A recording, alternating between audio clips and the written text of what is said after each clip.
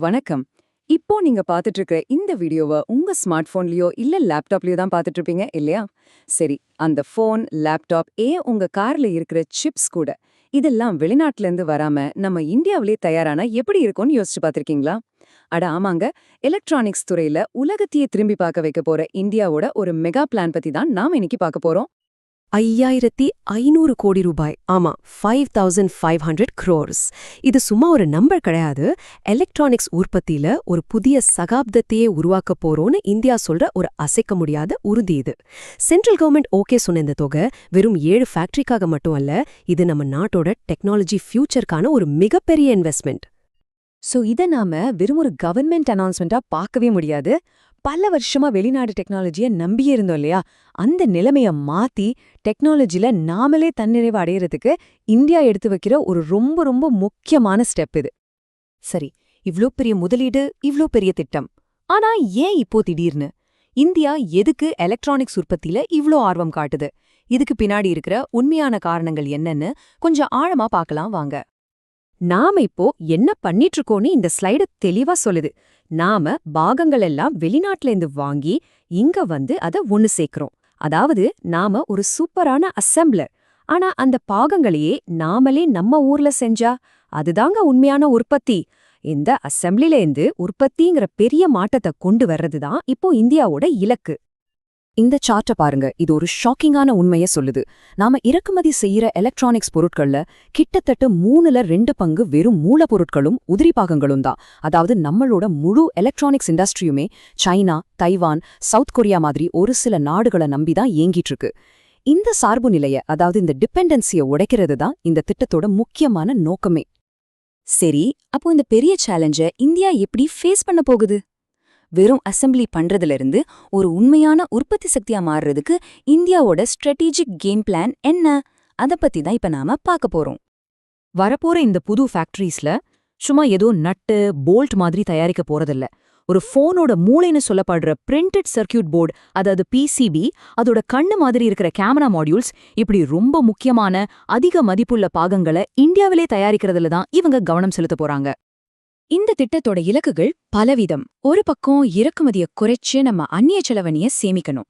இன்னொரு பக்கம் நம்ம சப்ளை செயினை பலப்படுத்தி பெரிய பெரிய இன்டர்நேஷனல் கம்பெனிகளை இங்க வரவைக்கணும். இதன் மூலமா இந்தியா ஒரு தவிர்க்க முடியாத குளோபல் எலக்ட்ரானிக்ஸ் ஹப்பா மாத்தணும். இதுதான் முழுமையான நோக்கம். இதுதாங்க இந்த திட்டத்திலே ரொம்ப ஸ்மார்ட்டான ஒரு மூவ். ஆப்பிள், ஃபாக்ஸ்கான் மாதிரி பெரிய திமிங்கலங்களை முதல்ல இந்தியாக்குள்ள கொண்டு வந்துட்டா அவங்களுக்கு சப்ளை பண்ற சின்ன சின்ன மீன்களான காம்போனன்ட் கம்பெனிகளும் தானா இங்க வந்துருவாங்க. இது ஒரு முழுமையான ஈகோசிஸ்டமை உருவாக்குறதுக்கான ஒரு மாஸ்டர் பிளான். இந்த வளர்ச்சியெல்லாம் வெறும் டெல்லி, மும்பை மாதிரி பெரிய நகரங்கள்ல மட்டும் இல்ல. நம்ம தமிழ்நாடு, அப்புறம் ஆந்திரா, மத்திய பிரதேசம்னு பல மாநிலங்கள்ல இந்த ஃபேக்டரிஸ் வரப்போகுது. இது மூலியமா 5000க்கும் அதிகமான நேரடி வேலைவாய்ப்புகள் உருவாகும். யோசிச்சு பாருங்க, இது அந்தந்த பகுதியோட பொருளாதாரத்தையே மாத்தி அமைக்கிற சக்தி கொண்டது. கேட்கறதுக்கெல்லாம் ரொம்ப நல்லா தான் இருக்கு.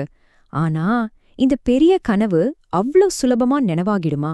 இந்த பயணத்துல இந்தியா சந்திக்க போற உண்மையான தடைகள், உண்மையான சேலஞ்சஸ் என்னன்னு அதையும் நம்ம ஓப்பனா பேசிதான் ஆகணும். இந்தியா முக்கியமா 3 தடைகளை தாண்டி வரணும். முதலாவது, ரொம்ப சின்ன சின்ன பாகங்களை தயாரிக்க தேவையான ஹைடெக் ப்ரெசிஷன், அதாவது தொழில்நுட்ப துல்லியம். ரெண்டாவது, அந்த டெக்னாலஜியை ஹேண்டில் பண்றதுக்கான திறமையான வேலையாட்கள். மூணாவது, ரொம்ப ரொம்ப முக்கியமா, ஏற்கனவே இந்த ஃபீல்டுல கிங்கா இருக்கிற கிழக்காசிய நாடுகளோட விலையில போட்டி போடணும். இதுதான் நிஜமான சேலஞ்சஸ்.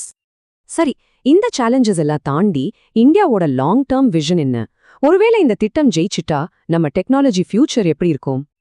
இந்த ஒரு வரி, இதுதாங்க முழு திட்டத்தோட சாராம்சமே. இது வெறும் 7 ஃபேக்டரிஸ் பத்தினது இல்ல, இது ஒரு முழுமையான ஈகோசிஸ்டமை உருவாக்குறத பத்தினது.